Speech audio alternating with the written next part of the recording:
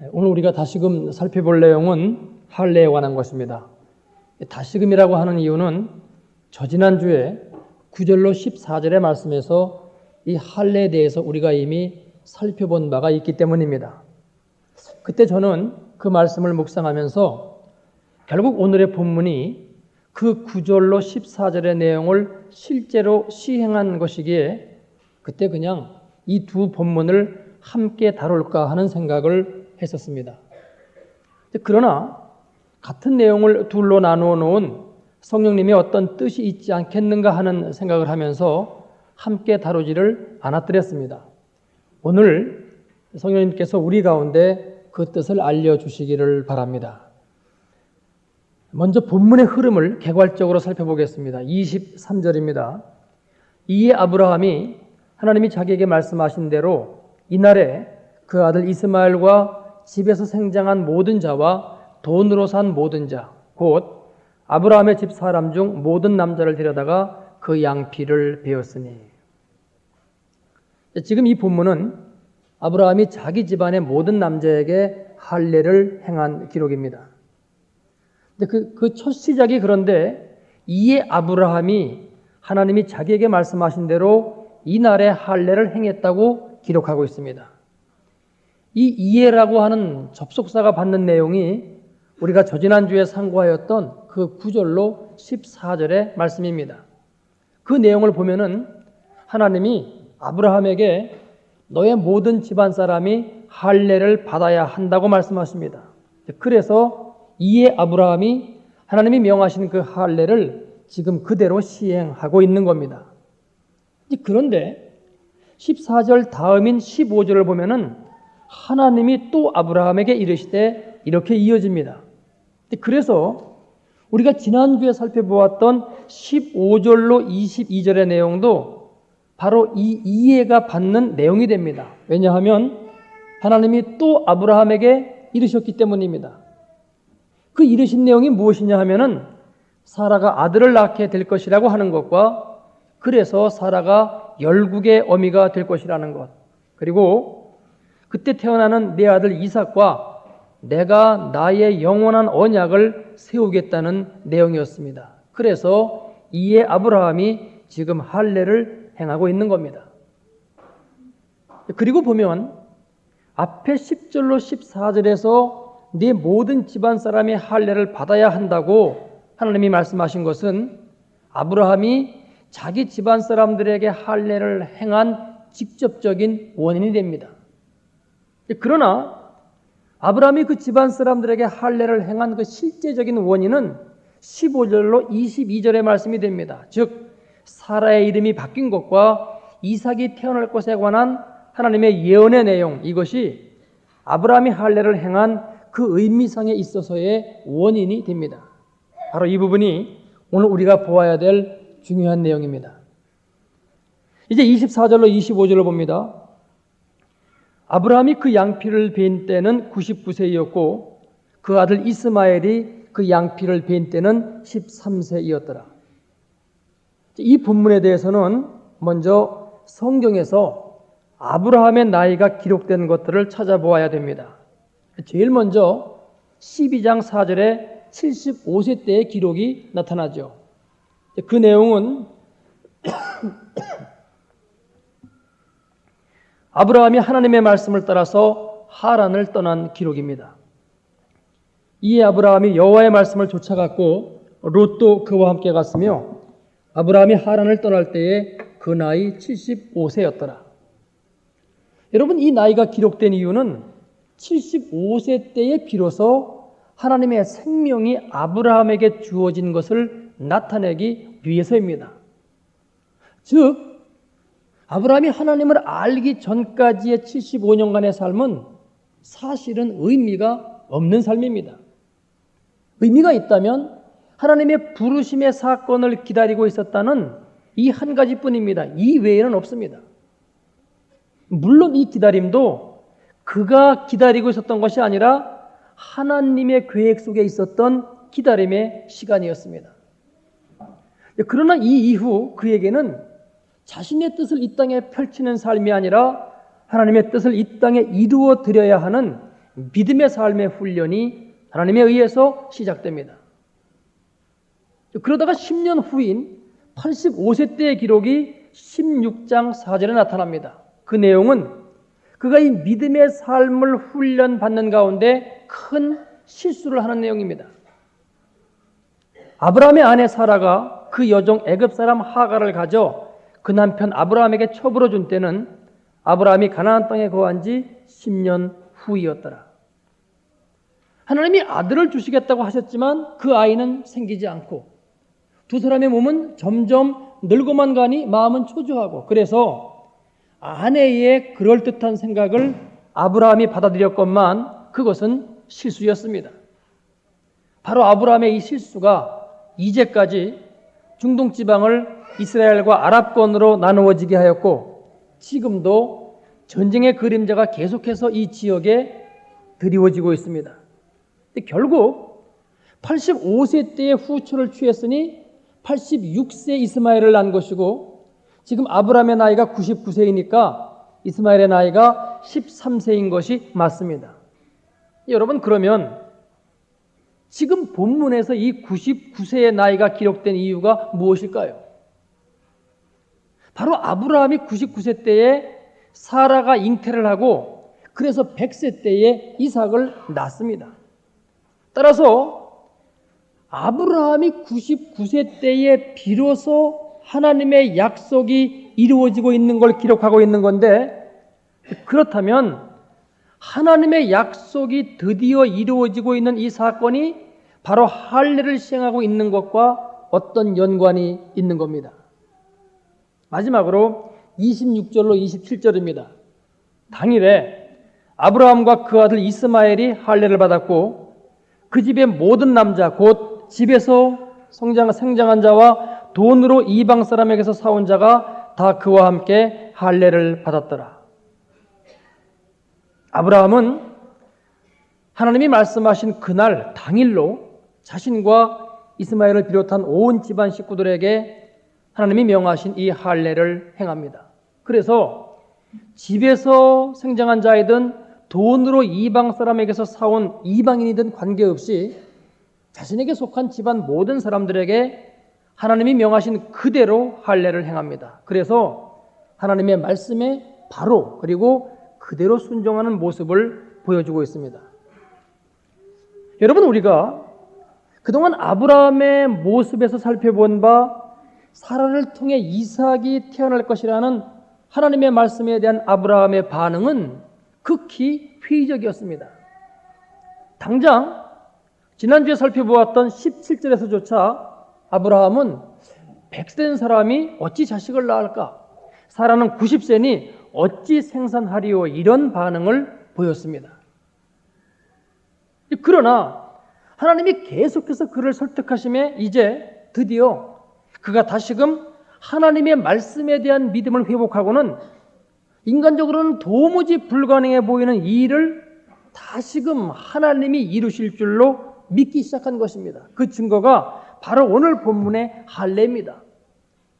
그래서 그는 하나님이 명하신 이 할례를 이날 당일에 또 하나님이 말씀하신 그대로 순종하며 시행합니다. 이상의 세 가지가 오늘의 본문에서 우리가 찾아낼 수 있는 내용입니다. 그리고 이 세 가지가 어떻게 연계되어 하나님의 어떤 뜻을 나타내고 있는가 하는 것을 찾아내는 것이 오늘 우리가 상고할 내용입니다. 다시 한번 이 세 가지 내용을 하나로 정리해 보십시다. 하나님이 할례를 명하셨기 때문에 아브라함이 자신과 자기 집안 사람들에게 할례를 행합니다. 그런데 그것은 사라가 이삭을 낳을 것이라고 하는 것과 그러므로 그가 열국의 어미가 된다는 것, 또 하나님이 그 아들 이삭과 계속해서 영원한 언약을 세우실 것이라는 하나님의 그 언약을 아브라함이 믿음으로 받아들였기 때문에 행한 것이었습니다. 그때 그는 지체하지 아니하고 그날로 자신에게 속한 모든 사람들에게 할례를 행했습니다. 그런데 이때 아브라함의 나이가 99세였는데 그가 이처럼 이 불가능해 보이는 하나님의 말씀을 드디어 믿음으로 받아들였을 때에 그때 하나님은 당신이 약속하셨던 그 아들 이삭을 잉태케 하십니다. 여러분, 할례가 무엇입니까? 사람들은 보통 두 가지로 생각합니다. 하나는 할례를 일종의 권리로 생각하는 경우입니다. 오늘 유아세례 주는 가운데 특권이라고 말했습니다마는 특별히 이스라엘 사람들의 경우에는 할례를 하나님의 백성된 표징으로서의 특권으로 여겼습니다. 그래서 그들은 할례 받은 것을 자랑했죠. 그러나 사도 바울은 로마서 2장 25절에서 이런 말을 하고 있습니다. 네가 율법을 행한즉 할례가 유익하나 만일 율법을 범한즉 네 할례가 무할례가 되었느냐. 그래서 할례에 관한 사람들의 또 하나의 생각은 할례를 의무로 여기는 경우입니다. 그래서 할례란 이제부터는 하나님의 말씀대로 살아야 함을 결심하는 징표로서 받는 것으로 여깁니다. 그렇기 때문에 이런 사람들은 할례를 무거운 짐으로 여깁니다. 왜냐하면 말씀대로 따라 사는 것이 어디 그리 쉬운 일인가요? 그런데 이제는 말씀대로 살기로 결심하고 할례를 받는 거니까 그 마음이 무거워지는 겁니다. 그러나 여러분, 이 점을 생각해 보세요. 아직까지는 하나님이 어떠한 율법도 아브라함에게 주어지지 않은 상태입니다. 율법은 430년 뒤 모세 때에 하나님이 그 모세를 통해서 주시는 것이지 지금 이 아브라함에게는 아직 어떠한 율법도 주신 바가 없습니다. 다만 9절에서 너는 내 언약을 지키고 내 후손도 대대로 지키라고 하나님이 말씀하신 바 있지만 이것도 우리가 저지난주에 살펴본 바로는 어떤 의무를 주시면서 지키라고 하신 게 아니었습니다. 내가 너를 축복하여 너와 함께 사는 은혜를 일방적으로 베풀 터이니 너는 이 은혜 받는 것을 거절하지 마, 거부하지 마, 이런 뜻으로서의 말씀이었습니다. 그래서 이것은 모세에게 주셨던 그 율법과는 완전히 다른 언약입니다. 하나님이 모세와 맺으신 언약은 쌍무적 언약입니다. 그래서 네가 이 율법에 순종하면 내가 복을 주겠거니와 그렇지 아니할 때는 저주가 임할 것이라고 하는 쌍무적 계약입니다. 그러나 지금 하나님이 아브라함에게 주고 계시는 이 언약은 편무적인 계약입니다. 그래서 아브라함이 어떻게 하는 것과 관계없이 당신이 일방적으로 은혜를 계속해서 베푸시겠다는 언약입니다. 내가 너를 지명하여 불렀으니 너를 내가 원하는 수준까지 원하는 사람으로 그 인격으로 만들고 말겠다는 하나님 자신의 다짐입니다. 이제까지 우리가 아브라함의 삶에서 보아왔던 가장 중요한 핵심이 바로 이겁니다.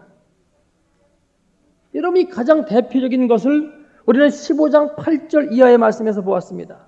아브라함이 재물들을 반으로 갈라놓습니다. 그 사이를 보통은 세력이 약한 사람이 건너가는 겁니다. 만일에 세력이 비슷하다면 한 배 건너갑니다. 그것은 앞으로 우리 사이에 맺은 이 언약을 어길 때에는 그 어긴 쪽이 이처럼 갈라져 죽는다는 것을 의미합니다. 여러분, 그러면 이 사이를 아브라함이 건너갔어야 맞습니다. 그런데 하나님은 이제까지 한 번도 아브라함에게 어떤 의무사항을 주신 적이 없습니다. 계속해서 그를 인도하시고 축복하시면서 그의 믿음을 키워오셨지 너 이렇게 해야 돼 이런 말씀조차도 하신 적이 없습니다. 그러니 만일 그렇지 아니할 때에는 이런 전제 역시도 주어진 바가 없습니다. 그래서 아브라함이 이곳을 지나가야 될 아무런 조건이 없습니다. 지켜야 될 무슨 약속이 있어야 말이죠.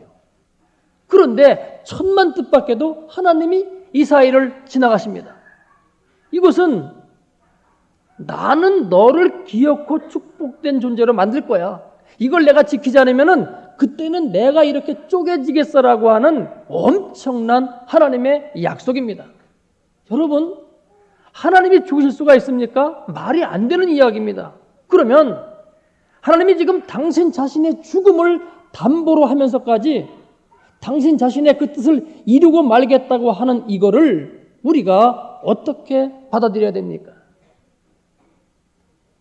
여러분, 우리의 신앙이 너무 율법적으로 채색되어 있고 편중되어 있는 것을 오늘 이 시간 고칠 수 있기를 바랍니다. 복음이 뭡니까? 하나님의 말씀을 하나님이 이루시겠다고 하는 것, 이것이 복음입니다. 그럼 여기서 우리가 해야 할 일은 무엇입니까? 그 하나님을 믿는 것, 이것입니다. 그래서 이것이 우리의 믿음입니다. 그런데 지금 우리는 구약시대의 이스라엘 사람들과 똑같습니다. 그들은 자신들이 아브라함의 후손이라고 말하면서도 정작 따라가기는 모세의 율법을 따라갔습니다. 그래서 율법대로 사네 못 사네 하고 따졌습니다. 그러나 여러분, 그게 되나요? 누가 율법대로 따라 살 수가 있습니까? 아무도 못합니다. 그런데도 그들은 자신들의 속사람을 하나님의 영으로 거룩해 하는 일은 등한시 한 채, 즉 자신을 하나님의 사람으로 근본적으로 변화시키는 일은 등한시 한 채, 그 율법을 외적으로 열심히 준수하는 그걸로 자신들이 아브라함의 후손이라고 여겼습니다. 이건 여러분 지금 앞뒤가 안 맞는 이야기입니다. 그리고 하나님을 하나님으로 바로 알지 못하고 따라가고 있는 겁니다. 신약적인 관점에서 말하면 복음을 변질시킨 겁니다. 그런데 지금 우리가 이러고 있다니까요. 지금 우리는 믿음으로 산다고 말합니다. 여러분, 그 믿음은 뭡니까? 하나님은 우리를 여전히 당신의 사랑으로, 은혜로 지금도 계속 이끌어가고 계시다고 하는 겁니다. 그런데 우리는 여전히 내가 말씀대로 살려고 합니다. 벌써 이건 믿음이 아니에요. 내가 살아있어서 내가 하려고 하는 모든 것이 다 이건 믿음이 아닙니다. 누가 말씀대로 살 수 있단 말입니까? 그것도 자신의 힘으로 말입니다. 그런데 우리도 여전히 내가 말씀대로 사네 못 사네 하고 있으면서 그래서 스스로 책망하고 정죄하고 괴로워합니다. 그러면서 말로는 믿음으로 산다고 말합니다. 아닙니다, 여러분. 이건 믿음이 아닙니다. 믿음이란 하나님이 우리를 부르셨으니 하나님이 기어코 우리를 당신의 형상을 닮은 자로 근본적으로 변화시키시고, 그래서 당신의 성령이 우리 속에 계심으로 인하여 나를 통해 이루시고자 하는 당신의 뜻을 당신이 스스로 이루실 것이다 하는 사실을 믿고 따라가는 것, 이것이 믿음입니다. 그래서 이렇게 믿고 따라가면 말씀대로 살아진다는 겁니다. 하나님이 그 말씀을 이루어 가시니까요. 다시 말해서 우리가 말씀대로 살아야 되는 건 맞는데 그걸 내가 이루려고 하는 게 아니라 하나님이 이루실 줄을 믿고 따라가는 것, 이것이 믿음입니다. 여러분, 그러면 이로부터 430년 뒤에 하나님이 왜 모세를 통하여 사람들에게 율법을 주고 계실까요? 아무도 그 율법대로 살 수 없음을 뻔히 아시면서 왜 율법을 주셔서 우리로 하여금 죄책감과 정죄감에 시달리게끔 하시느냐 말입니다.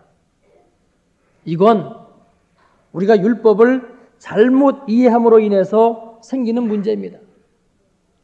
하나님은 우리에게 너 이 율법을 지켜야 돼, 그래야 구원받아, 이래서 주시는 것이 아닙니다.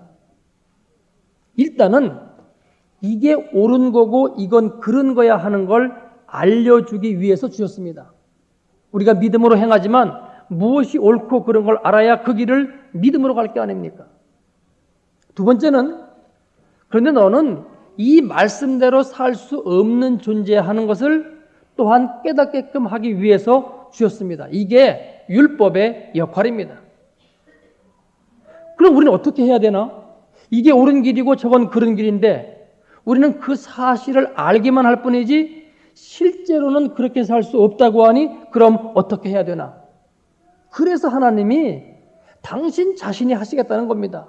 내가 네 속에 있어서 네 삶을 인도하여 내가 그 말씀대로 살아갈 터이니 너는 그런 나를 믿으라는 겁니다. 여러분, 이것이 믿음입니다. 다시 한번 말씀드립니다. 복음이 뭡니까? 당신의 말씀을 당신 스스로 이루시겠다고 하는 것, 이게 복음입니다. 믿음은요, 그럼 하나님이 당신의 말씀을 당신 스스로 이루어 가시겠구나 하는 것을 믿는 것, 그래서 그렇게 믿고 하나님을 따라가는 것, 이게 믿음입니다. 그래서 하나님이 아브라함을 통하여 믿음을 먼저 주시고 그 다음에 모세를 통해서 율법을 주십니다. 그 율법 믿음으로 행하면 된다는 거예요. 그러니 아무것도 아니라는 거죠. 그런데 우리는 믿음은 저버리고 율법만 붙들고는 안 돼, 힘들어, 어떻게 이러고 있는 겁니다. 그래서 내가 하나님의 말씀대로 살려고 하는 것, 내가 하나님의 뜻을 이루려고 하는 것, 이건 믿음이 아니라 율법입니다. 여러분, 그럼 오늘의 본문에서 지금 아브라함이 자기 집안 온 식구들에게 할례를 행하고 있는데 그 의미가 무엇입니까? 이제는 내가 하나님의 말씀대로 살겠습니다? 아닙니다. 야, 이제 나는 하나님의 자녀가 되었으니 너희 할례 받지 못한 녀석들 까불지 마. 우린 너희와는 달라. 우리 하나님 앞에 특별한 존재야? 이것도 아닙니다. 아브라함이 행한 할례의 바른 의미는 이것입니다. 하나님이 이렇게 말씀하시는 걸 그가 믿음으로 받아들인 겁니다. 나는 내가 약속하였으면 반드시 이룬다. 내가 너에게 무언가를 말했다면 그 말은 네가 어찌하든 관계없이 내가 반드시 이루고 마라. 내가 말했으니까. 너는 이러한 나를 믿을 수 있겠니? 그렇다면 할례를 행해. 그 할례는 곧 내가 내 말을 스스로 반드시 이룬다는 것을 네가 믿는다는 징표야. 바로 이것이 할례의 참된 의미입니다. 그래서 여러분, 할례는 의무도 아니고 특권도 아닌 믿음의 고백입니다. 그래서 이것은 복음입니다. 내가 내 열심으로 하나님의 말씀을 이루려는 것이 아니라 하나님이 이루실 것을 믿음으로 받아들이는 것이기 때문에 할례의 내용은 곧 복음의 내용인 겁니다. 그래서 이렇게 하나님이 이루실 것이다라는 믿음으로 받으면 이런 의미로서는 특권이 됩니다.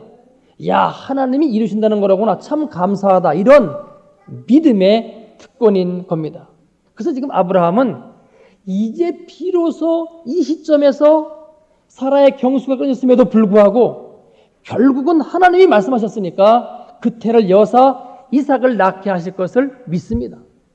그리고 그 이삭을 통하여 사라가 열국의 어머니가 될 것도 믿습니다. 또 하나님이 그 이삭과 자신에게 주셨던 것과 동일한 축복의 언약, 즉 이삭에게 계속 일방적으로 은혜를 베풀므로써 그와 그 후손을 결국은 당신이 원하시는 당신의 백성으로 만드시고 그래서 축복을 베푸실 것이라고 하는 것도 믿습니다. 그래서 그 믿음이 오자 즉시 모든 집안 식구들에게 할례를 행했고 결국은 그 믿음대로 이삭이 잉태되었으며 이삭의 후손인 야곱에게서 12지파가 나옴으로써 아브라함의 이 믿음을 통해서 하나님의 이 모든 약속이 이루어지게 되었습니다. 여러분, 오늘은 어린이 주일이고 또한 지금 8명의 어린이가 유아 세례를 받았습니다. 사실 이 세례의 의미는 부모인 여러분이 이 아이를 내가 믿음의 아이로 키우겠노라고 하는 이런 의미가 아닙니다. 하나님이 이 아이를 믿음의 아이로 키우실 것이니 내가 이 사실을 믿습니다 하며 받는 것, 이것이 유아 세례입니다. 또 자녀를 기르시는 모든 교우 여러분, 여러분이 여러분의 자녀를 키우려고 하지 마십시오. 하나님이 인도해 가실 것을 계속 믿으시고 그 믿음을 고백하십시오. 그때 하나님이 여러분의 자녀를 책임져 주실 것입니다. 할례의 내용이 곧 복음인 것을 여러분이 받아들이신다면은 여러분의 자녀 양육에 대해서도 복음적인 자세를 가지십시오. 하나님만이 우리 아이들을 당신이 계획하시고 예비하신 그 길로 인도하실 수 있는 분이십니다. 이를 계속 믿음으로 고백할 때 하나님은 우리 자녀들을 향한 당신의 뜻을 이루실 것입니다. 이런 은혜와 이런 축복이 우리 가운데 있어지기를 축복합니다. 기도하겠습니다. 아브라함에게 먼저 믿음을 주셨습니다. 그리고 430년 뒤에 율법을 주셨습니다. 믿음을 갖고 나가면은 그 율법을 이룬다는 것입니다. 그런데 우리는 믿음은 잊어버리고 믿음은 말로만 있고 율법에 가가지고 거기에 막혀가지고선 이게 되네 안 되네 이런 잘못된 믿음의 길을 가고 있습니다. 아버지, 율법을 크게 보지 않게끔 하시옵시고 믿음이 내 앞에 크게 보이도록 역사하여 주옵소서. 주님이 이미 이루어가고 계십니다. 주님이 당신의 뜻대로 모든 것을 이끌어가고 계십니다. 우리는 그것을 믿고 따라가기만 하면은 말씀대로 살고 말씀대로 이루어지는 결과를 우리가 그대로 볼 수가 있습니다. 아버지 우리에게 이와 같은 믿음을 주셔서 믿음의 길을 온전히 따라갈 수 있도록 역사하여 주옵소서. 특별히 아버지 오늘 어린이 주일입니다. 우리의 자녀들 주님께서 선하게 인도하실 것을 믿고 주님께 계속 믿고 의지하는 이 기도를 쉬지 않도록 하옵시고 내 자녀가 아니라 하나님의 자녀이기 때문에 결국 하나님께서 선하게 이끄실 것이라고 하는 그 담대한 믿음으로 나아갈 수 있도록 역사하여 주옵소서. 예수님의 이름으로 기도하옵나이다. 아멘.